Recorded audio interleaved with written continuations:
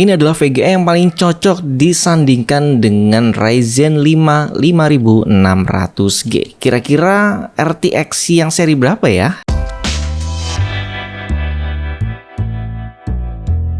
Assalamualaikum Sobat Viz TV. Oke, jadi banyak banget sebenarnya pilihan untuk VGA dari Ryzen 5 5600 dan versi G-nya juga. Nah, kali ini kita akan review RTX dari Colorful iGame GeForce RTX 3060 Ultra OC. Wow, ini dari kardusnya aja ya, boxnya udah keren banget, mengkilap semua. Langsung aja kita unboxing dan kita lihat isinya. Kita sengaja beli warna putih karena memang kita penggemar warna putih di sini ya. Dan ini ada buku petunjuknya. Ini bahasanya Inggris sama Cina. Aman, kita nggak butuh itu.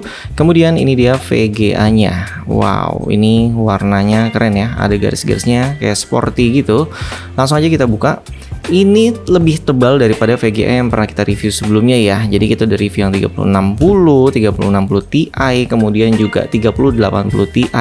Ini lebih tebal. Saya juga nggak paham kenapa dia lebih tebal. Ternyata powernya atau soketnya itu ada 16, luar biasa. Seperti RTX 3080 Ti yang baru aja kemarin kita review. Oke, tampilan depan belakangnya keren ya. Ada platnya juga, di sini ada pelindung untuk soketnya juga aman jadinya. Inilah alasan kenapa soketnya butuh 16, karena di sini ada fitur turbo modenya. Tinggal dipencet aja, kalian nggak perlu buka casing seperti yang 3060 Ti kita kemarin ya. Jadi kita pun butuh upgrade power supply-nya. Minimal sebenarnya sih 650 cukup, tapi ini kita lebihkan, siapa tahu mau upgrade lagi gitu kan. Kita pilih NXZT yang 750 bronze. Nah, ini dia, sayangnya kita pikir semi modular. Dan kita dapat harganya itu nggak nyampe sejuta, sekitar 800 sampai 900 ribuan. Ya, aman sih karena ini untuk RTX 3060. Kemudian power supply-nya juga kalau kita upgrade menjadi Ryzen 5700X gitu atau di atasnya yang 3D itu juga sanggup. Makanya kita kasih spare watt yang lebih besar lagi. Oke, bentuk kabelnya seperti ini dan ini fleksibel ya, nggak terlalu kaku. Kemudian kita juga dapat bautnya untuk taruh di belakang casingnya. Untuk sobat yang punya paketan Ryzen 5600G itu biasanya dikasih power supply yang sekedar bisa digunakan gitu ya.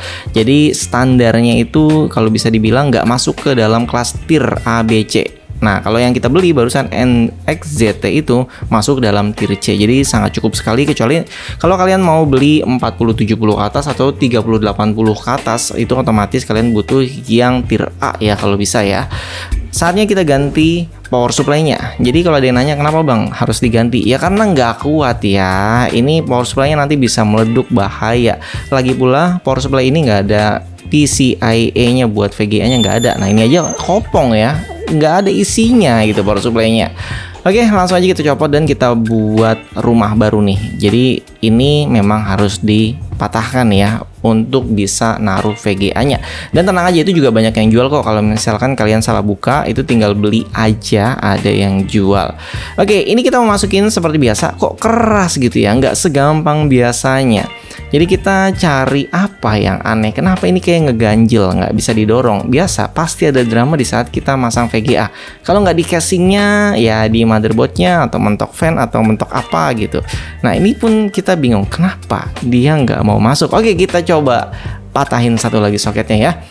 Karena ada turbonya, mentok, nggak bisa masuk yang tombol tadi itu ya. Dan ternyata ini soket USB-C-nya mentok. Jadi mau nggak mau kita copot supaya kita bisa pasang VGA-nya. Jadi USB-C-nya tidak aktif. Iya, karena memang mentok, nggak muat. Mau gimana lagi gitu kan. Sekarang kita langsung pasang power supply-nya dengan baut yang baru dong, biar kelihatan baru semuanya. Oke, ini sudah kita pasang semua baut-bautnya. Sekarang saatnya kita rapikan kabelnya. Dan ini adalah pekerjaan yang paling lama dari semuanya sebenarnya, ngeberesin kabel.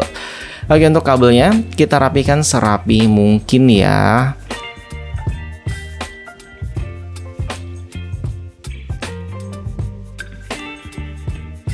Alhamdulillah sudah terpasang semua. Wow, keren ya. Jadi bagian belakangnya ada penutupnya. Untuk HDMI-nya sudah kita pasang. Jadi kalau bisa kalian pakai DisplayPort. Tapi kalau misalkan masih 1080 pixel ya cukup lah. Kalau misalkan refresh rate-nya mentok di 144. Ini dia tampilannya setelah terpasang. Saatnya kita nyalakan dan mudah-mudahan langsung nyala ya. Bismillah. Oke, kali ini nggak ada drama dan langsung nyala. Wow, iGame-nya nyala tuh. Jadi ini bisa diatur juga ya. Ada softwarenya atau kalau misalkan motherboard kalian support juga bisa diatur dari motherboard. Kemudian kita tunggu sampai masuk ke menu. Dan ternyata saat kita masuk menu ada yang aneh nih. Kita cek di Task Manager.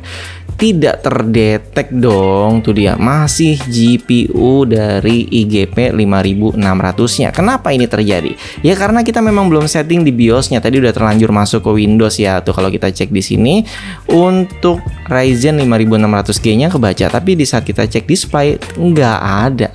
Displaynya kosong, belum terbaca, not available.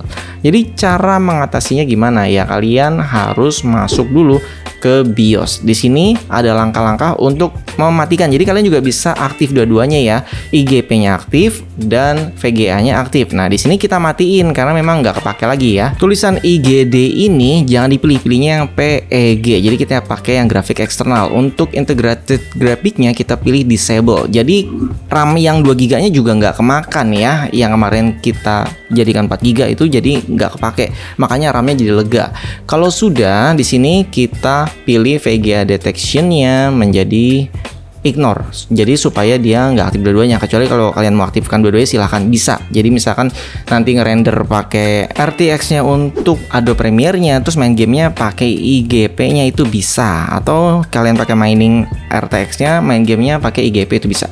Langkah selanjutnya adalah kalian install drivernya. Nah ini pilih GeForce Experience untuk game creator, atau kalian bisa pilih yang studio itu untuk sobat yang lebih suka atau lebih butuh editing. Jadi keduanya beda. Karena yang kali ini kita tujukan untuk main game dulu ya. Jadi kita install yang GeForce Experience khusus untuk game dan konten kreator. Setelah di-download kalian tinggal pilih install aja. Jadi ini installnya GeForce Experience-nya ya, bukan driver yang terupdate-nya. Di sini kalian wajib punya akun. Jadi kalau belum punya ya bikin akun dulu karena memang harus daftar kalau misalkan mau auto update. Setelah daftar baru kalian pilih Express Installation ya di GeForce Game Ready-nya. Nah, ini kita sudah versi yang terbaru saat kita buat video ini. Terus baru proses instalasi nih. Jadi kita tunggu loadingnya sampai selesai. Di sini harus sabar ya. Setelah selesai diinstalasi, nah ini kita coba cek ya drivernya di DXDX. Apakah dia sudah terbaca? Kita coba pilih yang display. Sobat bisa lihat di sini ya, sudah terbaca Nvidia GeForce RTX 3060. Semuanya kebaca. Kalau ada yang nanya kenapa kita pilih 3060, karena kita butuh VRAM-nya. Sebenarnya ini lebih ke editing ya yang kita butuhin ya.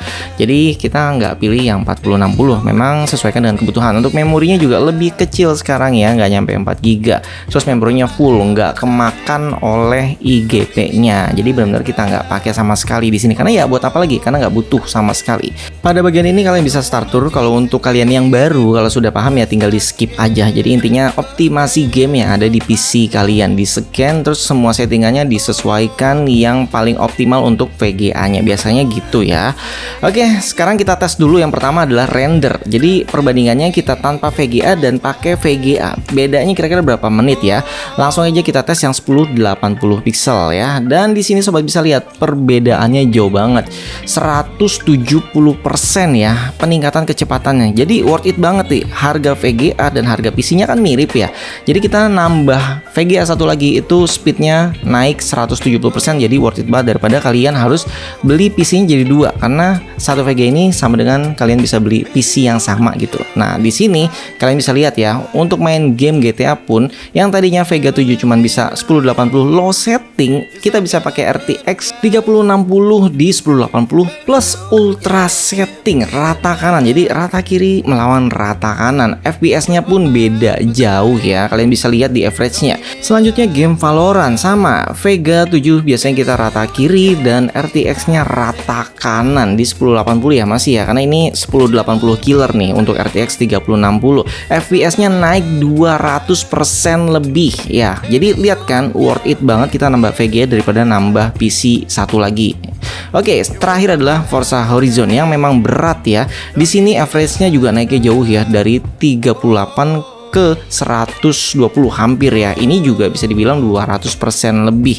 Oke, jadi bagi sobat yang mau beli VGA untuk Ryzen 5 5600, saran saya kalian bisa pilih 3060 atau minimal tuh 2060 Super ya untuk RTX-nya ya. Kalau 1660 Super nanggung, kecuali hanya game 1080 aja cukup. Karena sekarang monitor 2K dan 4K udah mulai terjangkau ya, harganya mulai turun. Sebenarnya kalian juga bisa upgrade langsung ke 3080 Ti seperti saya kemarin, atau bahkan 4070 Ti juga ya yang ke atas. Itu semuanya support kok, nggak masalah, karena yang dibutuhkan game resolusi tinggi pada monitor adalah VGA-nya, bukan prosesornya. Jadi jangan pernah takut bottleneck.